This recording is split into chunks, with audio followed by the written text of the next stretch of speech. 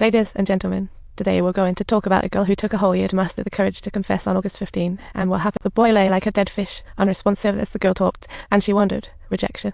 She spun around and left, completely oblivious to the boy behind her, gasping for air like he just finished a marathon. However, that evening, the girl Guiying got news from the teacher. The boy Yaoying was hospitalized and nearly gasped his life. Guiying couldn't stop crying, lacking the courage to look at Yao, fearing she'd be the culprit without the teacher's rescue.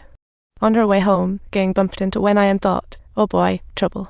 Wenai, puzzled by Yao's illness, wondered why Guiying, who always cared about him, looked like she'd just lost a best friend. Guiying could only excuse herself by saying she feared being a bother, but really, Fat John is no trouble for Mr. Highnote.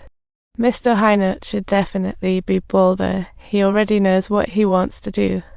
He was just a bit scared, and that's why he hesitated about Fat John's situation. People often miss opportunities due to poor expression and can't catch up in time. Wenai laughs and runs off, and Guiying finally resolves to head to the hospital to tell Yao, I like you. I finally realize, me, you, and Fat John make a terrific trio. Together, we make an incredible team. It's just fantastic. Guiying couldn't understand why she felt so weak, nor why the teacher's figure appeared before her smiling like a Cheshire cat. Mr. Harker, I love you. Guiying only remembered slowly fading away into a dreamy sequence. She saw a woman with snake hair being swallowed by a giant snake. She was in deep trouble. From that day on, Guiying received a new name and would enjoy a lot more perks. Little did she know, on that very day she passed out, when I, who tried to comfort her, took her own. The one she loved, Yao, was forever gone. Yao opened his eyes in bed to see the teacher, eyes red. With a peculiar smile on his face, Yao's consciousness blurred, and he slipped into another mystical world. Yao thought he had died, lamenting his body and wishing it was stronger so he could have been there for Guiying more. If only he could be stronger. His wish reached the snake-haired woman's ears then. She sculpted a new body for him using a snake. This was her gift of power to Yao's strength upgrade.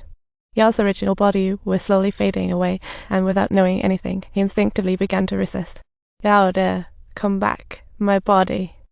No, I don't want to. Keep away from me. Well, I finally had enough. I shouted, Yao. On August 15, the girl sneaked out of her room and only then realized her mom's worries were totally justified.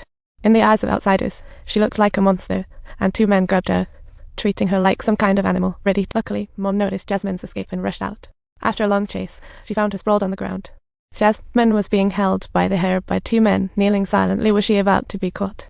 Listen to me carefully. What did you actually hear?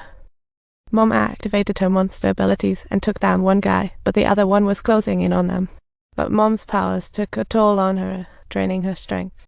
She barely had the strength left to deal with the last guy, just holding onto her daughter's hand, when the man spotted Jasmine and took his chance. But just at that crucial moment, Jasmine and Mom were pulled into a strange world, losing consciousness. Surrounded by countless black snakes, Jasmine had no idea this was the eternal fantasy world her grandma created. Grandma activated the rules and pulled her and Mom into this place. Although people could live forever here, the price was eternal exhaustion. Grandma didn't want Jasmine to be trapped forever, so she gifted her the queen snake that ruled this world.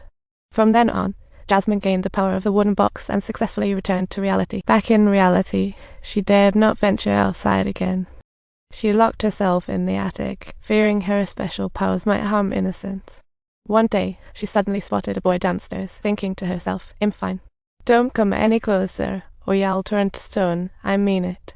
So, I have to accomplish this task alone. I'll need you to hurry back home and lend me a hand. Although Jasmine turned down the boy, deep down she wished for someone to be by her side. She secretly hoped that someone would be nearby to chat with her quietly. Sinju entered the burning world, gaining eye path to see through others and read thoughts. Sinju sensed Jasmine's loneliness and was waiting for a companion to take her away.